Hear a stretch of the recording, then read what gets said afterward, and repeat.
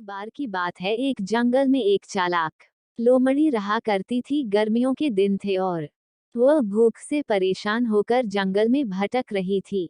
बहुत देर जंगल में भटकने के बाद लोमड़ी को एक खरगोश मिला, लेकिन खरगोश मिलने के बाद लोमड़ी ने खरगोश को खाने की बजाय उसे छोड़ दिया, क्योंकि वह इतना छोटा था कि उसे खाने से लोमड़ी का पेट कहाँ भरने वाला था। इसके बाद लोमड़ी आगे बढ़ी, फिर से जंगल में भटकने लगी। कुछ देर जंगल में भटकने के बाद भूखी लोमड़ी को एक हिरण दिखा। हिरण को देखते ही लोमड़ी के मुंह में पानी आ गया। लोमड़ी हिरण को पकड़ने के लिए उसके पीछे दौड़ने लगी। लोमड़ी ने अपनी पूरी ताकत से हिरण का पीछा किया, पर हिरण लोमड़ी की पकड़ में नहीं आया। अब लोमड़ी खाने की तलाश में बहुत ही थक चुकी थी। जब लोमड़ी के हाथ हिरण भी नहीं लगा तो लोमड़ी सोचने लगी कि इससे अच्छा होता वह छोटे से खरगोश को ही खा लेती जिसको उसने छोड़ा था।